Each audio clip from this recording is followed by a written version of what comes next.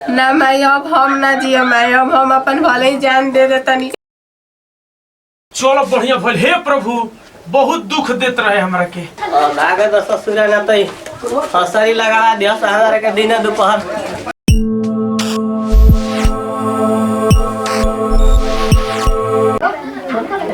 जातनी माई के फोन लगावे। ये घर में हमार शरीर पूरा जिंदा लाश बन के रह गइल बा और कुछ हमार बा ना है जगह। Hello hello. हाँ मैं गोड़ लगतनी। खुश रह बचिया। का समाचार बहो? समाचार मत पूछ माई, हमारा ये घर में तो नचियो सुख नहीं खे। जान जी हमारे के सास ले ले ससुर ले ले सब में कोई हमारा के लतियावता मारता गरियावता। अब हमारे ते मुंह मुंह देखा के जान जी माई। ना ना बचिया ऐसे ना करे के। रुको हम भैया के भेजत हई तहरा। ना माई ते भैया के भेज चाहे बाबू के भेज। अब हमें घर में मुंह तो रही के खाली लाशे मिली तो मिली हमार। अब हम जिया नहीं के चाहत माई जान जी। ऐसे ना करे के बुचिया। सुन समझ के कोनो काम कर लेला। गांव घर हंसे लगी नु। ना माई तोरा गांव घर के पड़ल बा, अपन बेटी के नहीं के पड़ल। बताओ जो बेरा बेला तब नंबर गोतिनियो मार के जाला, नंदियो मार के जाला। ये घर में हम जियल नहीं के चाहत माई। हम मर जाई चाहतनी। रुको हम भेजत हई। एकर फैसला होई नु। ऐसे कैसे चले दू? आज 2-3 साल से तो फैसला करत तारी माई। फैसला करत करत में तो हमरा के खा गइल सर।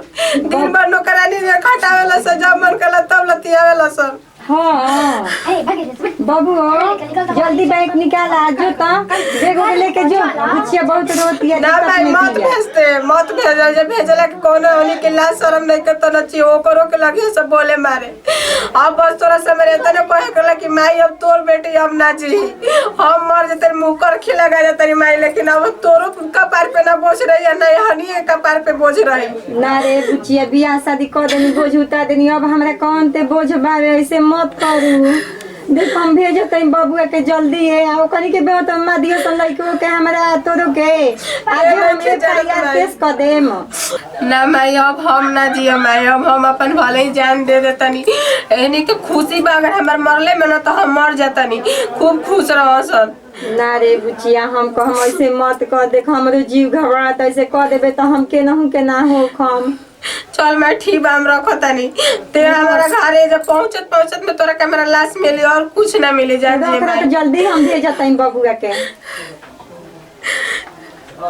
तना दुख साले से निमन बेटा कि हम मर जाए भले निमन हो जाए। एक घर में फांसी लगा के मर जाए। लेकिन अब दुख हमारा नहीं के बर्दाश्त होगा।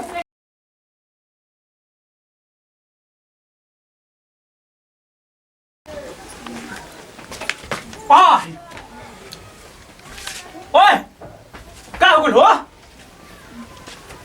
जाई तो मर गई। चलो बढ़िया भल। हे प्रभु बहुत दुख देत रहे हमरा के। आज सुन लेनी रहुआ बहुत ठीक कहनी। खोल दी ना खोल दे तो कह दियो सो कि जान के मुआ देलस। एकर बाबू के फोन करो तनी। हे प्रभु दादा चलो ठीक है भल। अब तिलक तनी हमरा के ज्यादा मिली। Hello hello. हाँ मम्मी गोड़ लगतनी। खुश रही। कहाँ बनी? घर ही बहन जी। कहनी हनु हाँ बोली। कि लड़की के तनी तबीयत खराब हो गइल बा। ठीक बा? का हो गइल जी? अरे वो तनी तबीयत खराब हो गइल बा। अच्छा तो तनी रउआ सब गाड़ी धो के जल्दी तनी आई जा हॉस्पिटल। हम हॉस्पिटल लेके चलो तनी। ठीक बा जल्दी लेके चली। गाड़ी धो के जल्दी आई, पहले घरे आई पहले। तो दवा लेके हॉस्पिटल में चली। हम क्या आवत है पीछे ले। ठीक बा रउआ आई ना पहले, ओकर बाद हम लेके चलत तनी। तो लेके आई रउआ जल्दी। अच्छा हमें आवत है बबुआ के लिए। ठीक बा जल्दी आई, लेट मत करब तनी। ना हमें आवत है। ठीक बा जल्दी आई। हे प्रभु सुन लेनी, बड़ा दिन ले सुननी है लेकिन सुन लेनी। कहाँ कुछ भइल लोगिन तो ते मत बोले बा। ना बबुआ आराम से काम लेबे। पहले तो पूछे के बा कैसे काम हो जाए। हम देखम न तारा नहीं के बोले। ना चल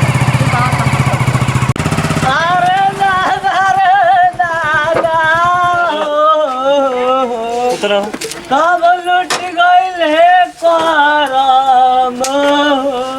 मत बबुआ अब के करा देखाई बरे दादा।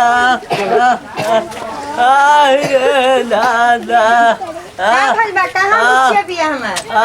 अरे दादा काने बुच्ची बिया मैं लुट गइल रे दादा लुट गइल रे दादा छोड़ो ना हो अरे चल त बबुआ देखल जाता चल के आओ। हवा गाही रोता अपन सफाई नु देता रे बबुआ का भइल चला घरवा में ना अरे रो बब्बू कुछ भइल होई नो हो के ही में लसार के मुंह है बबुआ लागता कुछ कोनो काम कर के ही झूठो के सफाई देता वसने अपन एकदम चंडाल बावसने अभी थाना बुला के ले आओ जल्दी कोई नंबर पर फोन कर जल्दी करे कनी के बुझाता के जरूर कोनो घर में कांग भइल बोल झूठो का थूक लगा कर रोत रहत रहो अरे चल पहले देखल जाओ का भइल बुच्चे केने बिया बबुआ हे भगवान अरे दादा ओ हे दादा रे होय के कइले वासने दादा आयो दादा आई रे बुचिया अरे काहे न फोन कइलिस रे बुचिया आई रे बबुआ रे बबुआ दीदी के काम आयो दादा अरे जल्दी फोन करके बोला रे बबुआ थाना पुलिस इधर फांसी लगा के मुंह आ देला से रे दादा अरे बबुआ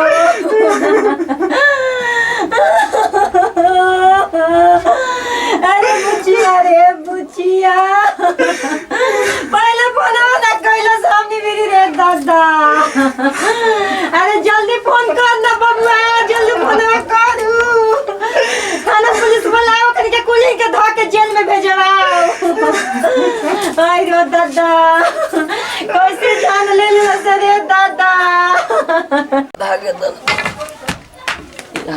थाना पुलिस ने धरवा दिया ससुरा बूढ़ पुरानिया हम तो रहबो न कइनी है भागे तो ससुरा ना तई हसरी लगा दिया हमारे के दिन दोपहर गोली लो ठकवा दिया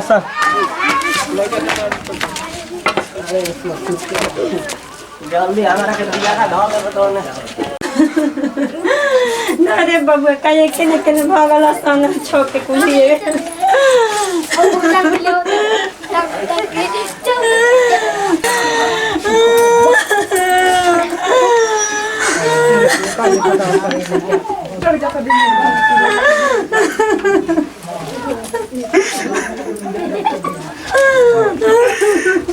बुचिया काहे के कदी के घरवा में भी आवा कोनी रे बुचिया अरे बुचिया मारे के पहले तनी फोनवा ना कर रे बुचियो अरे दादा अरे बबुआ जल्दी फोन करके बोलाओ ना रे सब रोते रही ओकनी के भाग न साइकिल केने दो अरे दादा तिवारी नमस्कार प्रणाम हम अमरजीत बबुआ नमस्कार प्रणाम हम बनी प्रियंका प्रीत और सब देखनी जरा यहाँ हमारे जैसे कि परिवार के टॉर्चर कैला के वजह से अपन आत्महत्या हम देखनी लड़की के फांसी लगे हैं तो हम थाना पुलिस बुलावे करम ई सब गलत बात बा सब ऐसे मत करम जा ई गलत बात बा हमनी के वैसे सच ना कनी है झूठ कनी है जा के आप लोग देख के